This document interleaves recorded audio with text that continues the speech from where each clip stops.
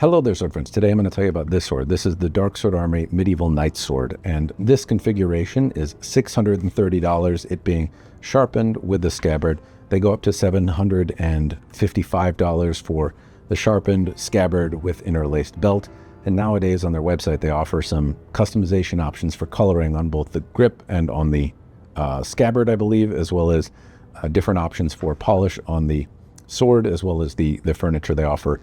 Instead of the mirror polish that you see here, a satin option. Darksword has historically been shiny, but they now offer some options that are not as blingy if you don't like that. Anyway, this is a review sample. You should know that before I go any further. It was sent to me by Darksword Armory to do this review. I have not studied HEMA as well. You'll probably notice that right away when I go to swing it around and hit things with it. It's not going to look particularly great because I don't know how to use it. Don't claim to. But I do study swordsmanship of a different variety, and I've flung them around for a while, so hopefully I have something useful to contribute to the conversation. Point of this video, by the way, is going to be to go over the bits and bobs and fits and features, show you the close-ups of the build quality and whatnot so you know what to get. Then I'll talk about using it. I'll post measurements in the description down below, and then I'll tell you at the end if I think it's worth the $630 price tag that Darksword Armory is asking for a sword like this. I'm going to start with the bits and bobs and fits and features here, and I'm going to start with a peen and kind of go soup to nuts, top to bottom. The peen block itself, this is the peen block, this little nub. So the pommel is this disc area here, and then this peen block is this little standoff here, and then the peen is the mushed over mushroom top on the very top of it. So from the top view, I can make out some hammer marks and whatnot that are not flattering, I guess. That said, it's everything that it needs to be in the sense that the peen doesn't grab my finger. There's no hot spots. There's nothing bad about it. It's just not as nice as it could be. A little bit of time with a file or a sander here I think would have made it look nicer. Instead, it looks like it was hammered on and then buffed over really hard, so it's shiny, but also kind of wonky. At the same time, it does everything that it needs to do, and that's just from one angle. I don't see that as necessarily a bad thing. The peen block itself, I also think, is a nice piece of furniture. This is a particularly tall and proud one. I do like it, though. I like how it visually sits with the pommel, the kind of aesthetic that it gives. The peen block, from my understanding, was a piece of furniture that rests on top of the pommel here, and more or less if you need to disassemble the handle, you could sand off the peen block, take this off, and it'd be easier to maintain and fit your handle. It also gives a pleasant look. I don't see any reason that anyone is going to be taking this apart, so I assume it's done more for looks. Anyway, it was done historically, sometimes, not other times. It's nice to see it on here. I do happen to like the appearance. As I move down, though, the pommel, I think, is a little bit of a miss for Darksword Armory.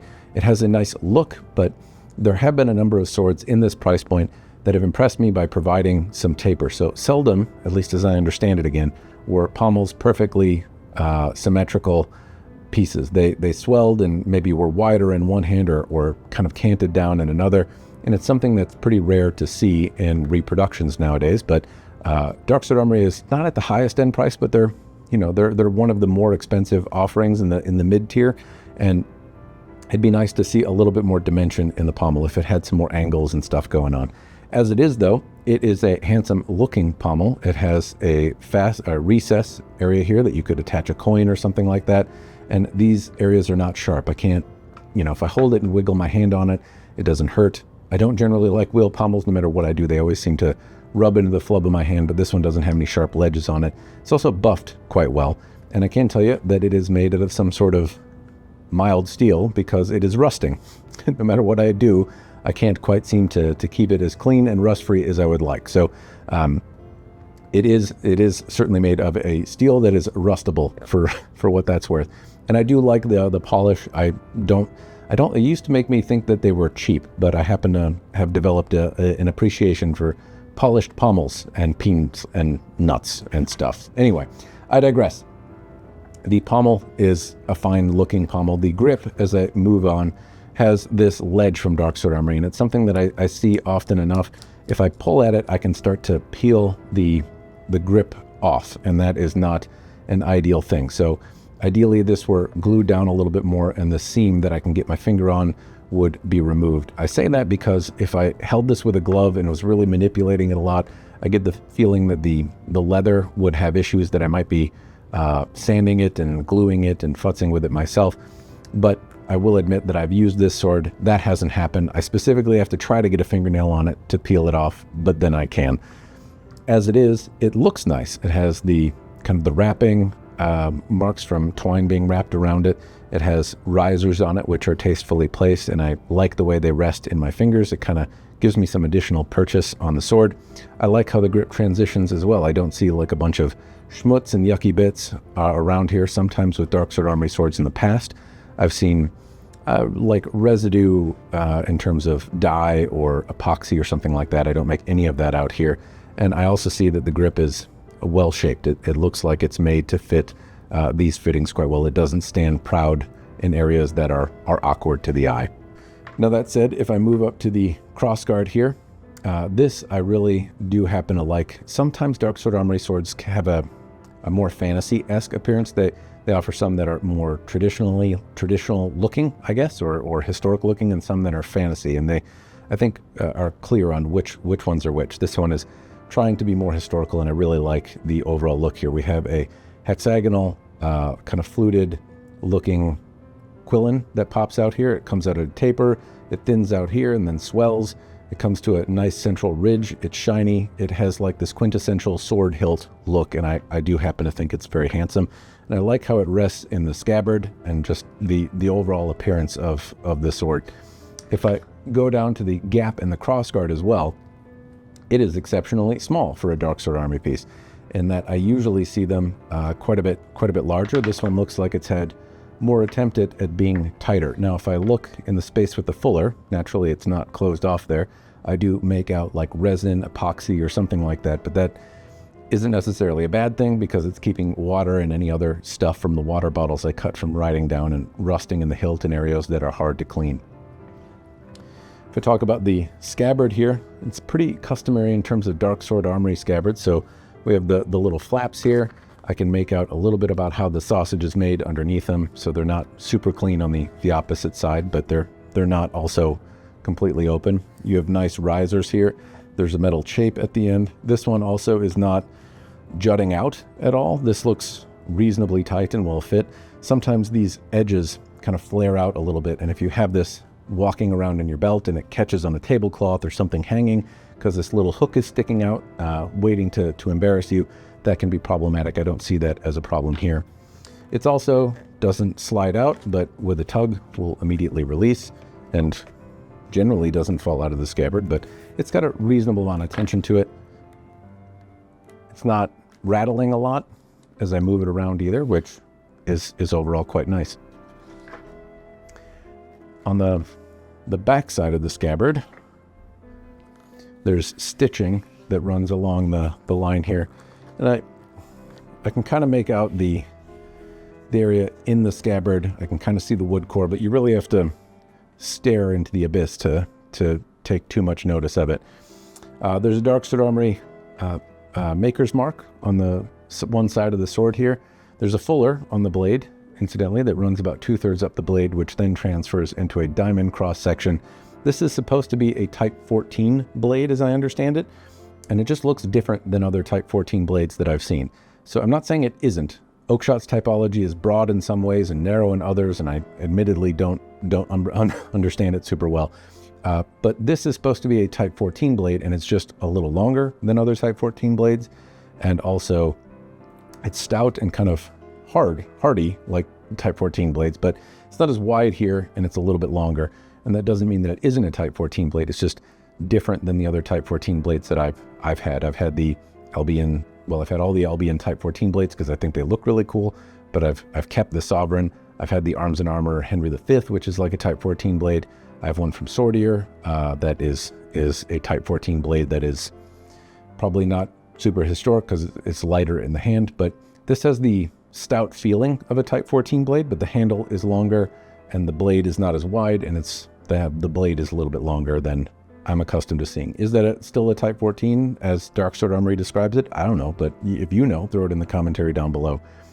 As it is though, this does look reasonably well done. Oddly, there's a mirror polish in it, but it looks like they have a relatively coarse stone that they're using, and then they buff it because I can see kind of the roughness in the like underneath the mirror polish. If I look at it, I can see all those scratches that have just been buffed. So do know if you're getting a mirror polish blade that that's there. I don't necessarily mind that though. If you go cutting with these things, then you can take Mother's Mag and buff them and they don't really look too odd. If you have like a perfect silvery mirror finish on it on glass planes, then when you cut anything, it's really, really notoriously difficult to clean them up and fix that kind of stuff. If there's imperfections there already, then when you go and actually use the sword, or if you ding it at all, then it's less of a standout when you have to clean it up. I digress. The planes of the blade are relatively clean. There's not a lot of ripple in it. There's more in the fuller than anywhere else. The tip isn't reinforced, and there's also not a lot of distal taper. This is a pretty hefty sword in the hand. It feels hefty. It doesn't have a lot of wobble. It's pretty rigid. It bends kind of right at the end of the fuller here as I try to flex it. But it feels like it'd deliver a pretty solid thrust and that you could club somebody to death with it if it was dull. Speaking of sharpness though, this has the best edge that I've seen on a Darksword Armory sword. So tip of my hat to the folks over there for improving. This is not super sharp, but it is much better. So customarily, I've seen Darksword Armory blades come with what looks like a pretty substantial secondary bevel. This one has more or less well, there's not a big pronounced secondary bevel. It doesn't have that kind of final razor edge on it. So it's not great at cutting bottles. It's not great at cutting tatami mats.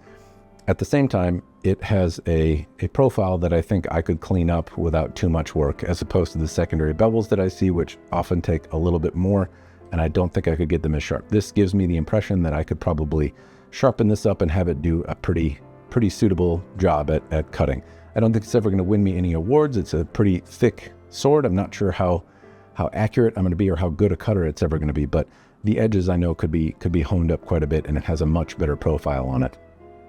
It feels very effective at getting the tip where I need to.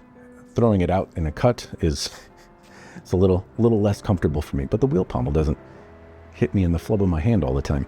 Anyway, in terms of using the sword, that is something I can make mention of. I did do a little bit of cutting, and I can't say that I had much of any success with it. The edge is not super refined. I believe I could have sharpened it. It would have done a better job. I'm using the edge that came from Darksword Armory, which admittedly is better, but still doesn't impress anyone when I go to whack water bottles. But it smashed those water bottles pretty good. In terms of using it and manipulating it, I feel like I have a fair amount of point control, and I feel like I can control the guard, but in the swing, it's tough to build momentum, and it's kind of tough to stop. It has more mass out here than I would like, and a relatively little distal taper. All right, sword friends, you have seen close-ups of the bits and bobs, fits and features. You've seen me move it around and cut with it such as I'm able. Hopefully at this point you know if it's worth your hard-earned money or not, but it's time I answer the question myself. Do I think it's worth the $630 asking price? And in short, yes, if you like this sword. If you're not bothered by kind of the stoutness, or if that is a feature, not a glitch to you, this is a well-made product. It's shiny, you have some options in customization, and for $630 you get a nice looking sword, you get a nice scabbard with it, and that is not unfair. I think for a well-made product, it's very reasonable.